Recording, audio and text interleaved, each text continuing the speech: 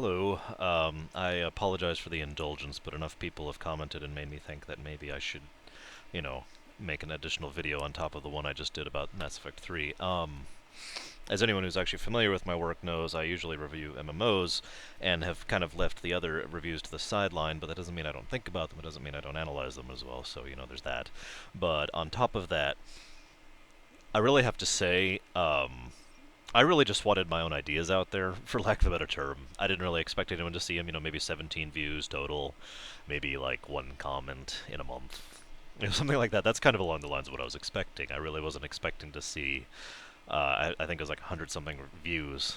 When I finally went back to check it, I hadn't even checked on it because it didn't occur to me to. I usually don't check on my videos until about a week has passed. And, well, let's just make a point here. Let's see. What am I up to? um, 7,668 views with 1,182 likes, and I believe that is a 608 comments. I really wasn't expecting this kind of a response. Um, I would like to say I'm kind of overwhelmed and humbled at how many people have actually said they like my ideas and think that they are good, or at least passable, or at least better, and that they're worth considering. A lot of people, wanted to address this, a lot of people have been linking me either links to other web pages that talk about their ideas for alternative endings, or what they themselves think would work better. I just want to say the reason I have not responded to all of you individually is because, honestly, I just don't have that kind of time of the day, but I have been reading those off and on while I'm here at work, and getting through them and digesting them. And I have to say, pretty much for the most part, I can't think of a single one of the additional alternative endings that I was linked that I didn't like. So, to some degree or another, what I would really want, in all honesty, if I had the choice, is to sit down in a big room with several of these ideas and just say, all right, here's several ways we could fix this, so let's do it. But moving on. I also want to say I'm actually kind of amused or honored. I'm not sure what word I'm looking for here, but I haven't seen any troll posts. I've seen a few people saying they disagree with me, and I've seen a few people saying they think I'm wrong, and none of those people have been trolling. And I'm really gratified by that. If you know me at all, which of course you don't, and if you've watched my views at all, you know one of the things I'm really big on is personal choice, and especially in a thing like Mass Effect. And so if you want that, if you think the ending as it is fine, if you disagree with my ideas, that's perfectly fine. I am totally okay with that. I support your ability and your capacity and your right to say, this is my thought. You don't have to agree with me. But I would be completely lying if I didn't say that didn't make me smile a little bit every single one of those comments I read, that it says, your ideas are awesome, and here's why. I'm sorry, I'm rambling a little bit. I've been really busy tonight. I actually meant to sit down and do this work, this video a lot earlier.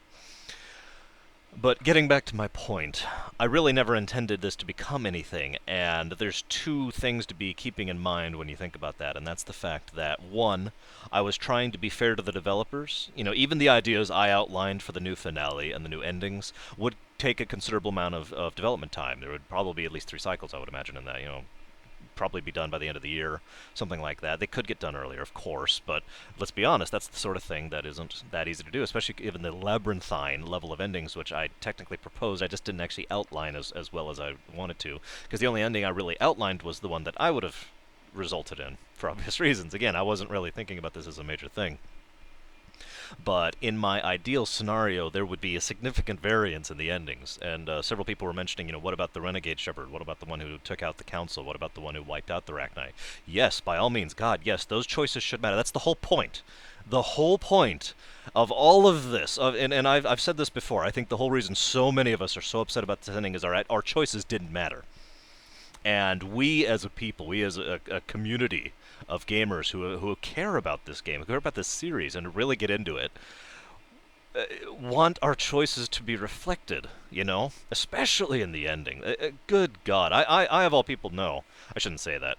Anyone who is a writer or a student of literature can tell you that an ending is one of the hardest things to do. And that's why so many people cop out or do the to be continued, or just kind of chop it off and don't really have an ending, because a proper ending is difficult to do. So I'm not saying this is an easy thing. But this is BioWare, who have good and talented writers, who have the development necessary to do this, who have demonstrated the ability to do this in the past.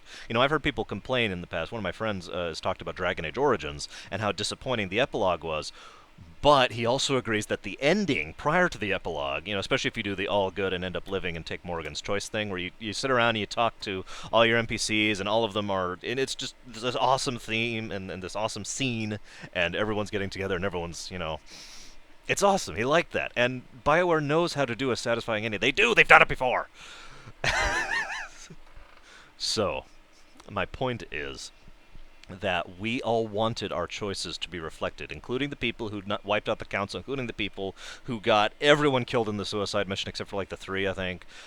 Those choices should really matter in the ending, if you follow me here. Yes, you could make an argument, and I would argue back, but you could make an argument that these things matter in Mass Effect 3, but they don't really.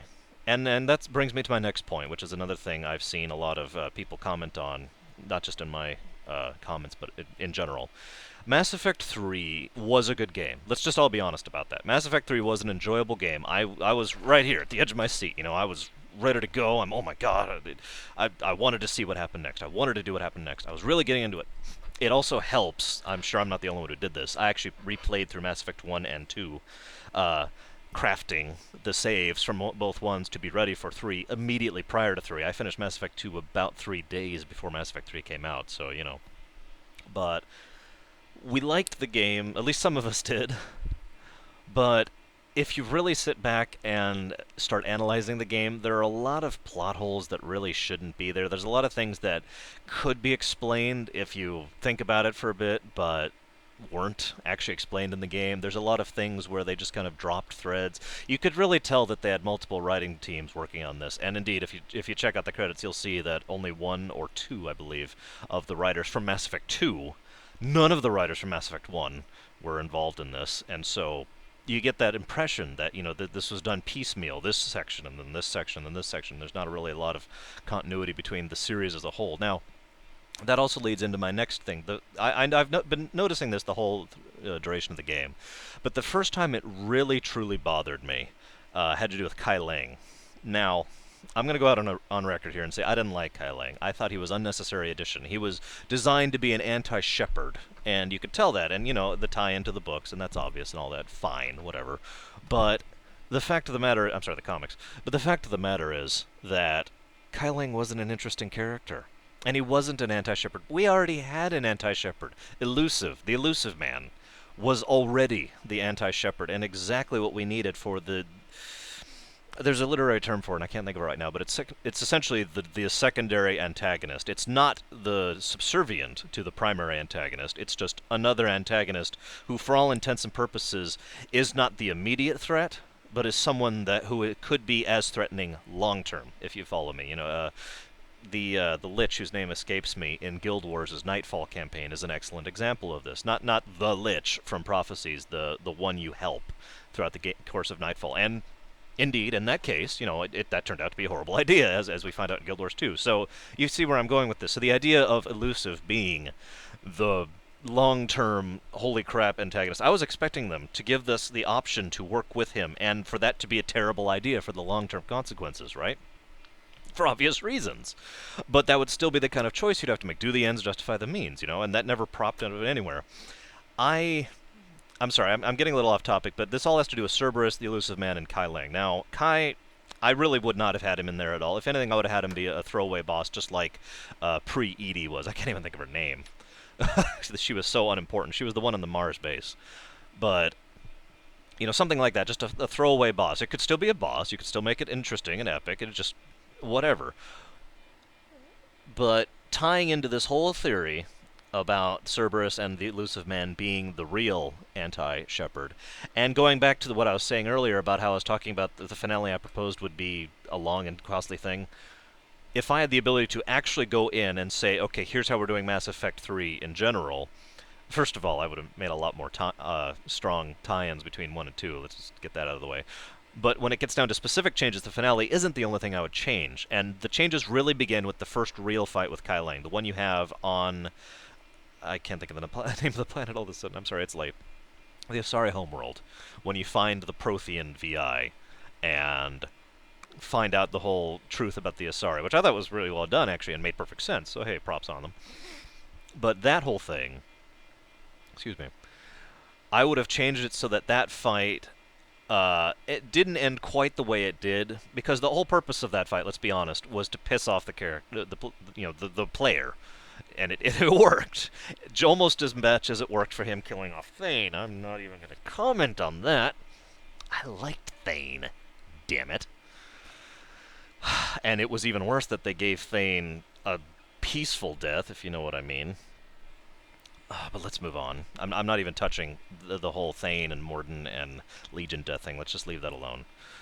But after he defeats you and he pisses you off just this one time, because I would have redone the Thane thing, but again, let's move on.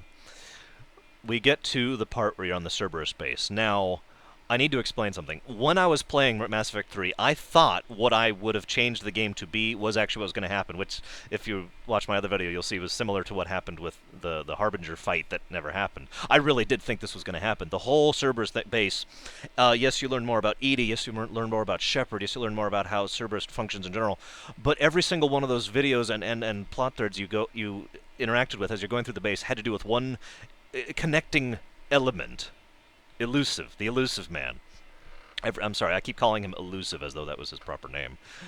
Illusive was the connecting thread to all of that. He was the one that tied it all together, and the very last video was one done like a few minutes or hours prior to you showing up, where he is actually there, no longer just his hologram, and you're watching the video, and he's actually there saying he's about to undergo the surgery. And I was like, yes, this is going to be awesome. We're going to fight what is going to be the ultimate awesome. I honestly imagine this was actually going to be the final boss.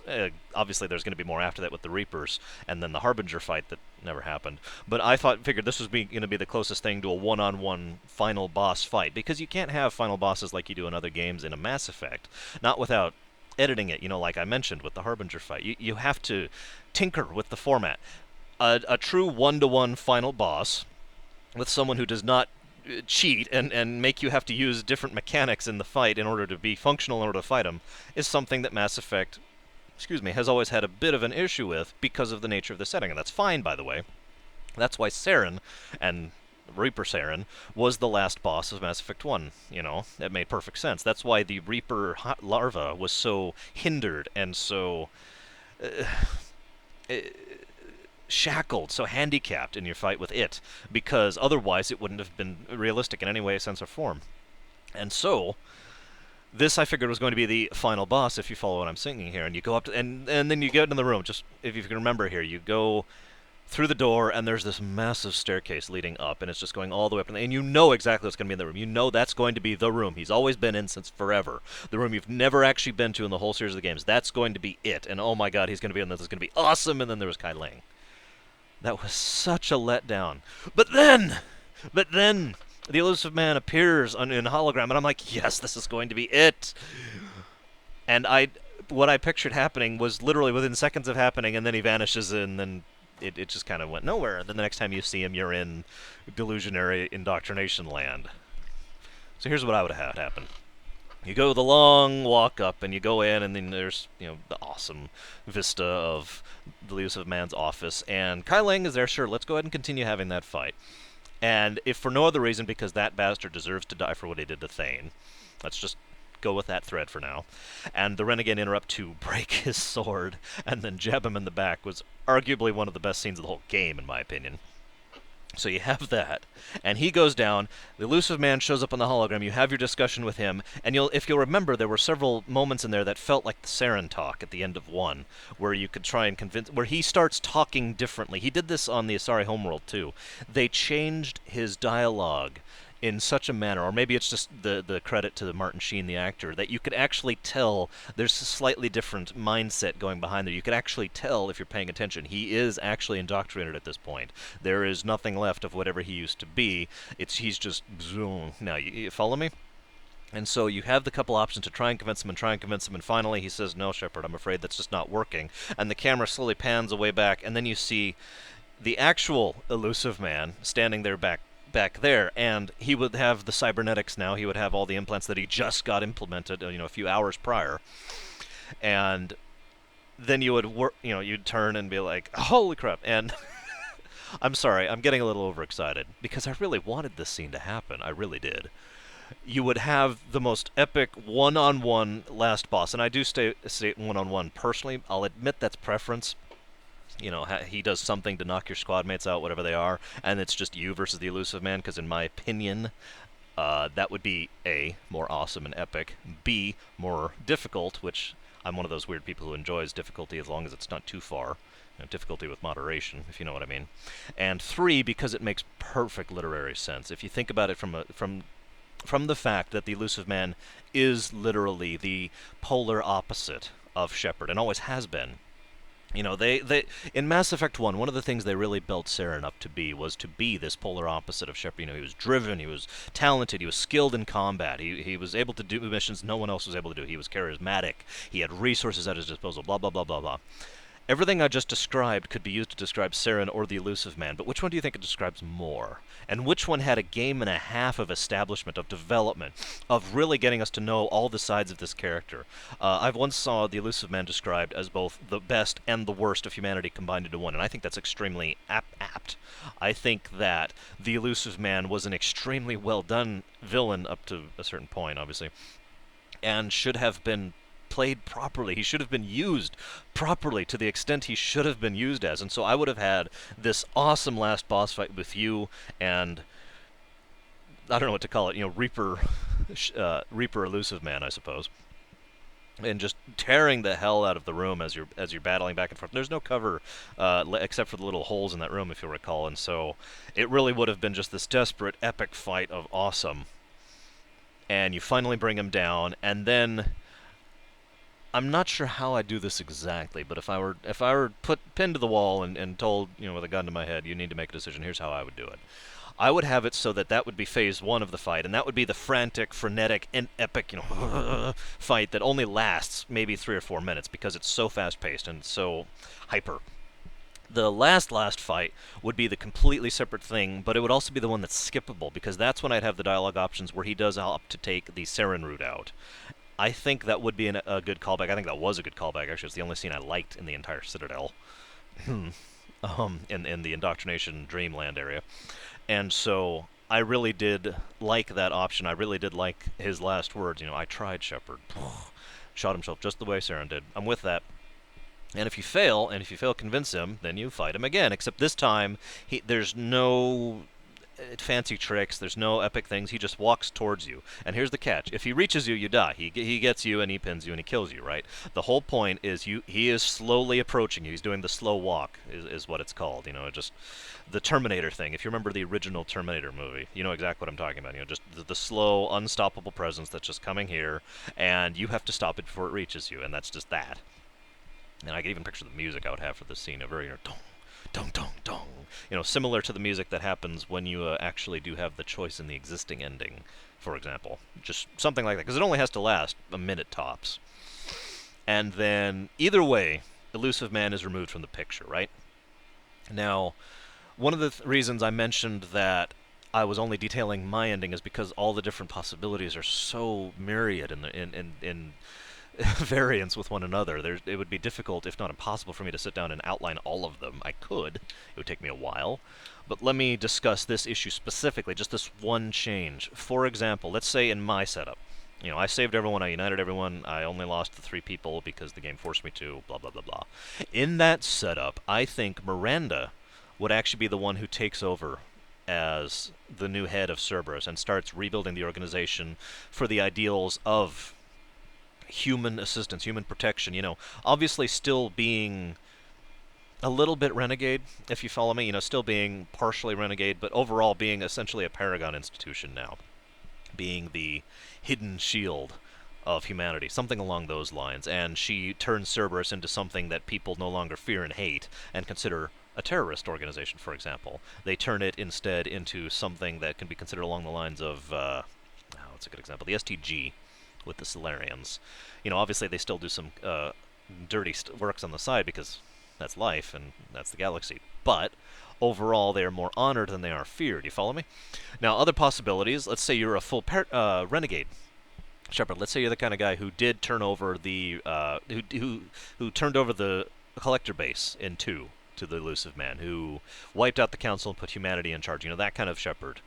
That kind of Shepard, I would imagine, would actually become that new head himself, and it would still be a good organization. I want to stress this because so many people misunderstand Renegade for evil, and it's really not. Anybody who's actually played the games understand Renegade really is not evil. It's just a matter of the means you utilize in order to reach more or less the same end that the Paragon route does. So Cerberus would still be the same kind of thing as the STG organization, except it would be something a little different. I'm trying to think of how to properly describe this. It would be a little more like not all the way towards like a Gestapo state or something like that, but it would be much more policing affairs. It would be much more taking care of affairs on a military. There we go. It would be much more military organization. That's actually the word I'm looking for. I apologize. It would be building it into the replacement for the Systems Alliance, basically, and headed by Shepard. And, we will do what it takes in order to get the job done, kind of a thing, without going over the line, because, again, Shepard's still a good guy. And I think it would be possible in certain endings for you to choose to not have that be a good thing. That's just my opinion. Again, I would never choose that, but I still think that the choice should be there. I still think that you should have the choice to just take over Cerberus and continue being the horrible terrorist organization that basically runs the Alliance. I think that should be a choice, personally. But all of this is just getting across the point that Cerberus fell off the face of the earth.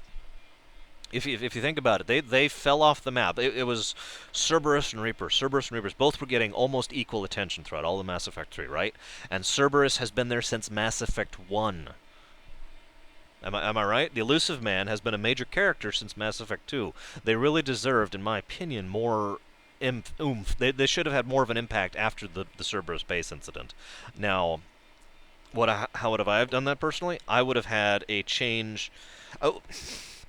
Right now in the game, war assets is just a number. Let's just be honest. That is the truth. It doesn't affect anything other than the number.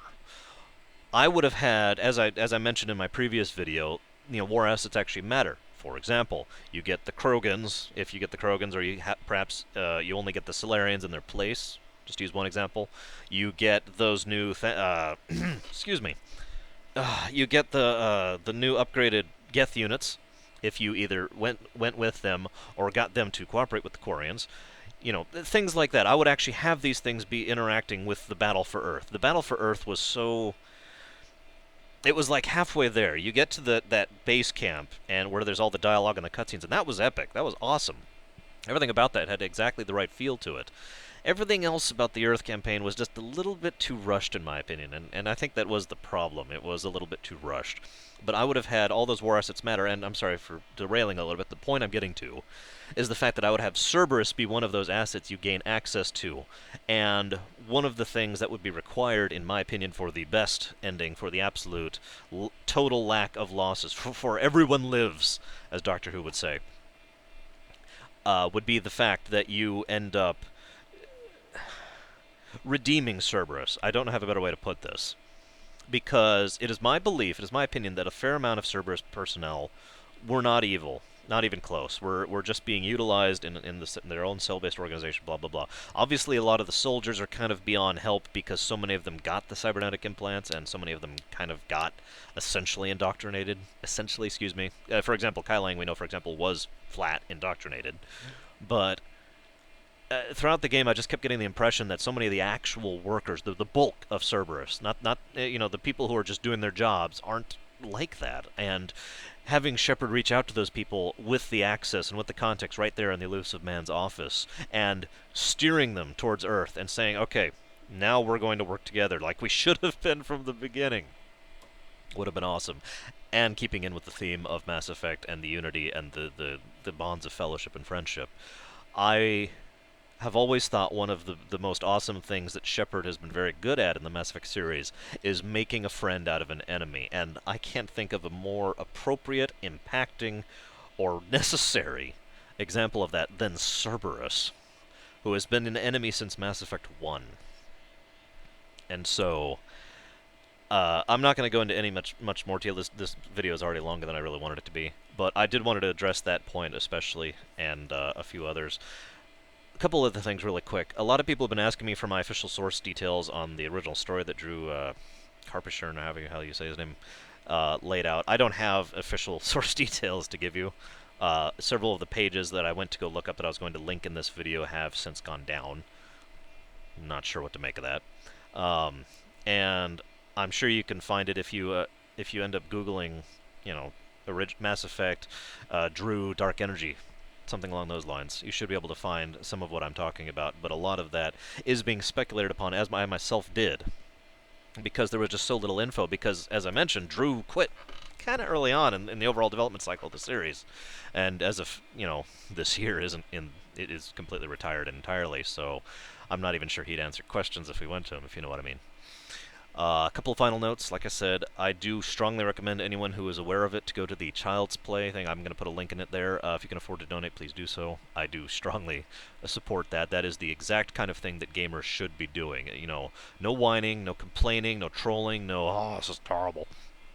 Just honest to goodness people saying we are disappointed and expressing it in my opinion, one of the best ways we have available to us today, by having a charity for Child's Play. I think that's awesome personally, and I fully support it. And anyone else who has any comments, I do try to read all the comments. There are so many coming in. I really had no idea I would get this much attention, but I'll be reading them as best as I can. I've got them all directed to my work email here, and so I will be checking them whenever I have a few moments to spare. And if anyone has any other comments or any other thoughts they need to share, anything else they want me to discuss in another video, just give me some thoughts, give me ideas. I will be listening, and hopefully, I hate myself for saying this. Okay, I'm going to say this in this video because a lot of people have been asking me this, and my friends here in real life have actually been asking me this too. Do I think BioWare is actually going to fix this problem? The problem is, I think it's almost 50-50 as to whether or not they are, because everything they're doing, there's an excellent post on the BioWare forums about this, but the point is, everything they're doing is a pure damage control PR thing. It's almost by the book. And a lot of it's coincidental, I'll admit that, and a lot of it's being blown out of proportion, but the fact of the matter is, what they are doing is nothing other than damage control. So it remains to be seen if they actually intend to fix anything, because it's very easy to get people to stop rabble-rousing and then let the issue just kind of die down like this. We all know how that works. That works even on an individual level. Me here at work, I might have a problem with I don't know, an alarm I've just had on a box as I'm going out of the tricks box, and that alarm I can't fix, and nobody can fix it, and nobody actually cares about it because it doesn't affect anything, so I put the note out there, and I make the config, and I make the ticket, and the time entry, and it just kind of slowly goes away, right? And if anybody needs it in the future, they can go back and check it, so I don't think I'm being negligent of my duties here. But my point I'm trying to get across is that that's what it feels like they're doing. They're trying to placate us so that we get quieter, and then we go away, and the problem disappears. You follow me? On the other hand, BioWare has done some amazing things in the past. They have. Lair of the Shadow Broker was an excellent DLC, just to use one example. So was The Arrival. I actually enjoyed The Arrival. I know I'm in the minority on that, but I really did like The Arrival. I thought it was well done. I thought it was intense. I thought it was enjoyable. I thought it was worth the money. And, and they've done similarly good things in the past, I mean, KOTOR and Dragon Age and all that. I'm one of the very few people I know who actually liked Dragon Age 2. Now, granted, it did not do as well, and it wasn't Dragon Age 1, and it wasn't a sequel, and it didn't end, but I still enjoyed the game. I still liked it. My point I'm getting to here is that the other 50% of the chance is the option that, for whatever reason, they was approaching the deadline and they said, okay, rush. Let's throw together something. And as many people have noticed, that's very likely what happened, because the ending just feels rushed. Pretty much from about the time you're going to the Cerberus base on, it's just like, okay, let's go, hang on, come on in, we're there, okay. Hang on, awesome scene on Earth. Okay, we're running, and alright, Godchild thing. Hi. The ending Tron-O-Matic. Please pick your ending. They're color-coded for your convenience. It just felt rushed, all of it did. And so, it's entirely possible that they were like, okay, we'll fix this later, but we need to get this game out because we have a deadline to reach. I personally disagree with that philosophy entirely, and I'm not 100% sure if that's exactly how it works under the yoke of EA. But it is possible that's what happened, and they were already working on a new ending. I should say a real ending, and this was always a placeholder. I don't know. Fallout 3 managed that, so I do have some hope, I admit it. Anyways, I'm sorry, I'm talking too long. I'm going to go ahead and stop here. I hope everyone has a good night.